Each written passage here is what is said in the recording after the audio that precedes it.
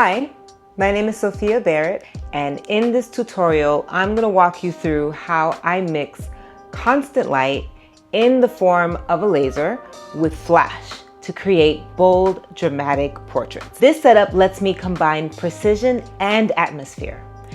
The laser gives me dynamic shape and texture, while the flash freezes motion and brings the subject into sharp focus. It's a technique that adds depth and a cinematic feel even in a simple studio environment. So, if you're looking to experiment with layering light for more emotional editorial style images, this is for you.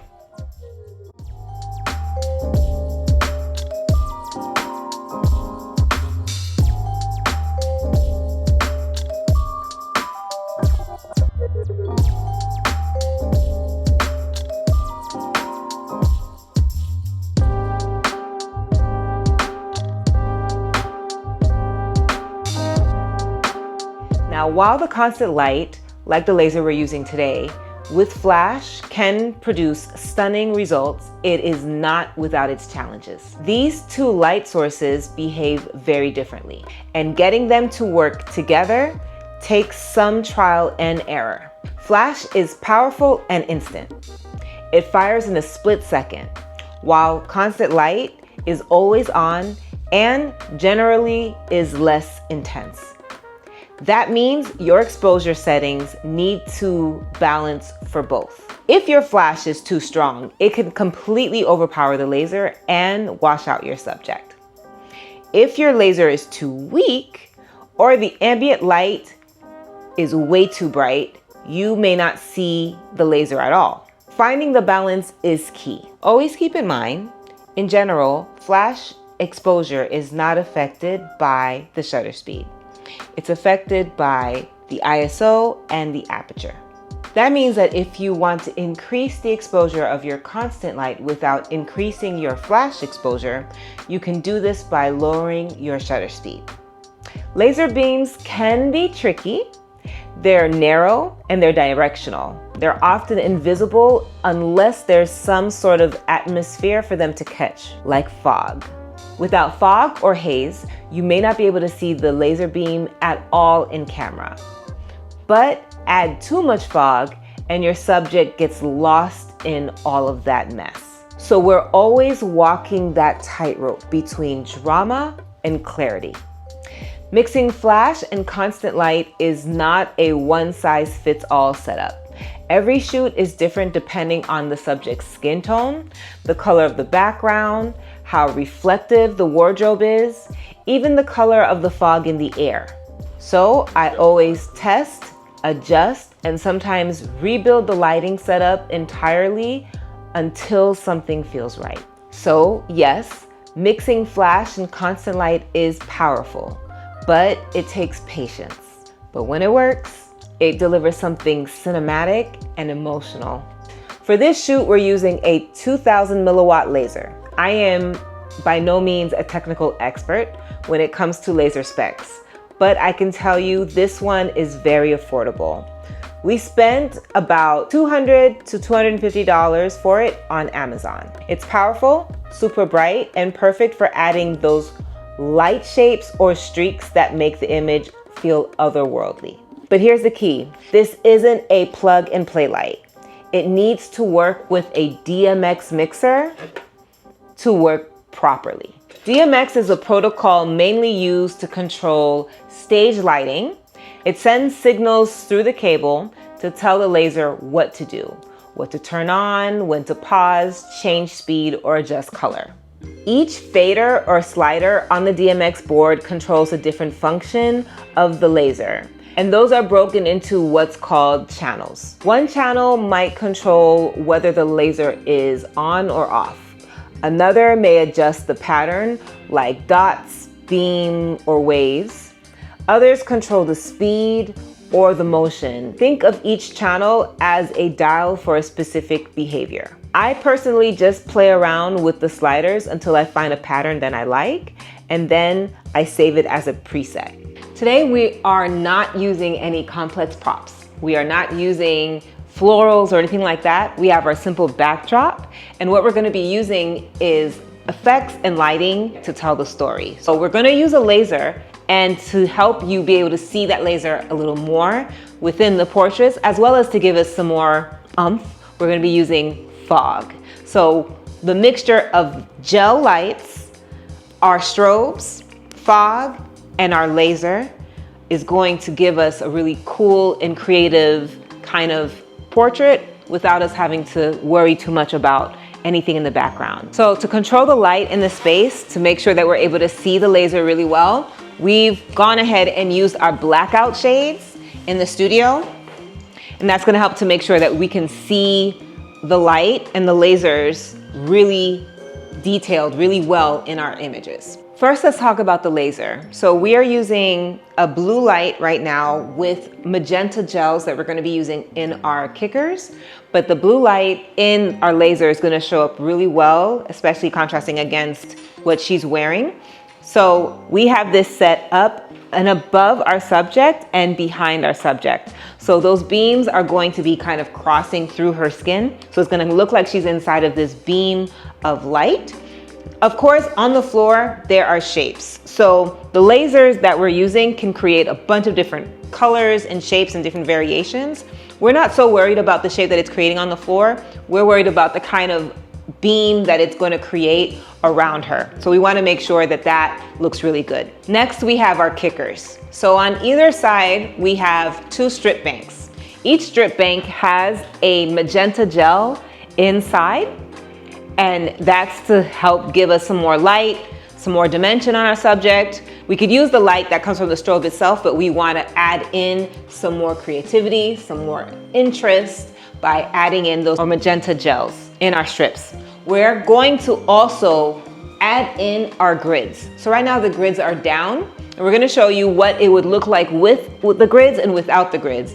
But the purpose for the grid is to help make sure that we're controlling that light.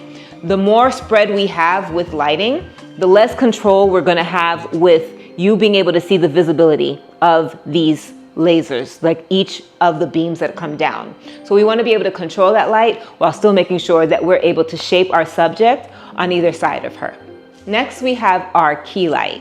Our key light is set on a boom to make sure that we're able to get this light as close as possible to her face while not having this light stand on our set. We've set on it a beauty dish with a grid. Again, that grid is to help make sure that we're controlling the light off of the backdrop and on our set entirely, but we're also making sure that we're giving her a nice pop of light on her skin. So our settings on our camera are set with our shutter speed down to 1/15 of a second.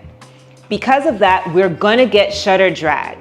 We wanna make sure that this strobe, it's freezing our subject. So while her hands might look like they're moving a little bit, and we have some of that shutter drag because this light isn't hitting on every part of her body, the parts that we wanna be sharp is her face, for sure. So I'm making sure that this light is hitting her face. That's the other reason why we chose the beauty dish.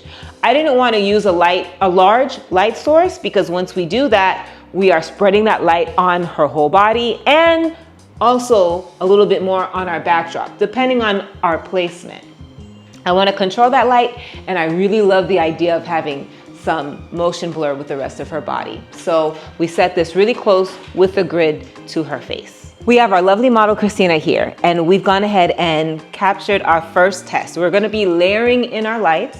So the first thing that we wanna do is see what our kickers are doing on her, on the dress, on everything.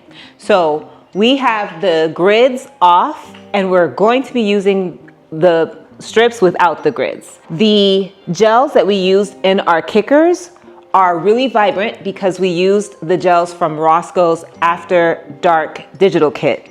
So we have those in each of our strips, and that's giving us a really beautiful, bright magenta color on our backdrop as well. Good, bring your chin this way, right there. Don't move. You okay?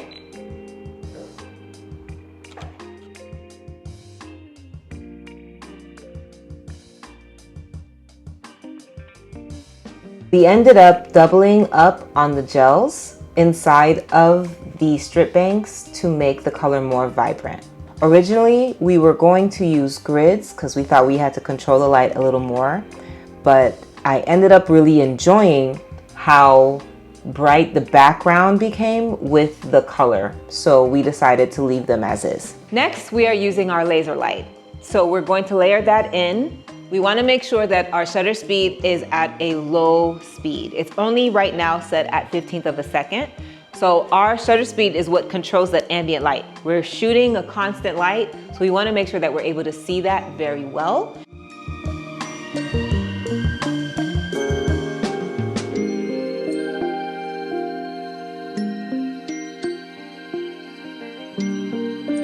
Keep in mind that the intensity of this light is controlled by our f-stop, our aperture, and the shutter speed. Originally, we planned to shoot at 1/15 of a second, but we dropped it even further to 1/8 of a second to make the laser brighter while keeping the brightness from the strobes at the same time. Lastly, we have our key light. So we have a beauty dish with a grid. We for sure want to control the light here. So we have our key light set on a boom. The light stand is off so that we can use the length of this boom to our advantage. And we're making sure that that light is right off to the right side of her face. It's feathered off the backdrop slightly so that the majority of that beam hits the wall, the side wall, rather than it hitting our backdrop.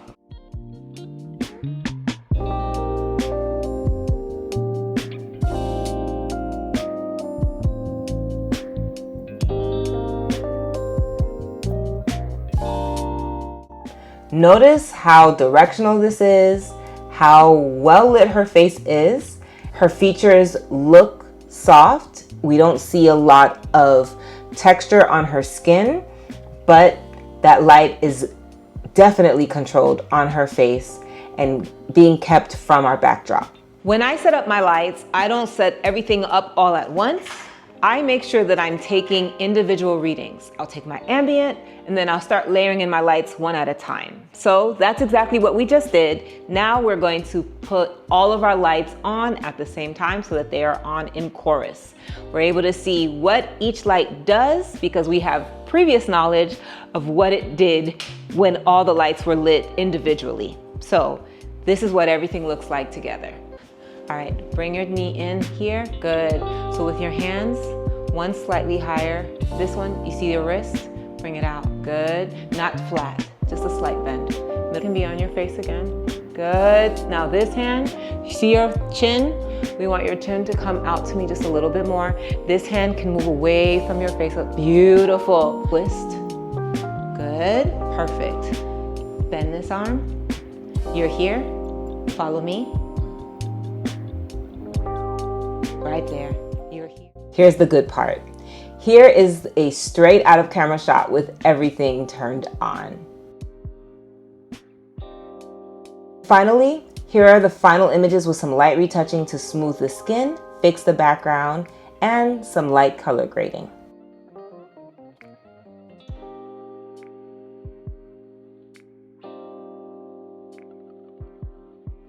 So that's a look at how I mix constant light, in this case a laser, with flash to build depth, drama, and emotion in studio portraits.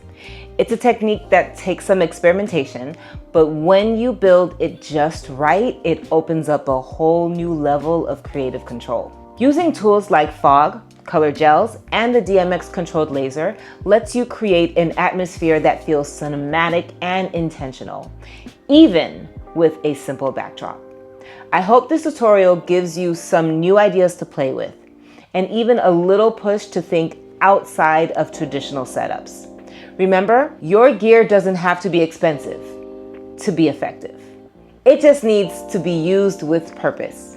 Thanks for watching, and I cannot wait to see what you create.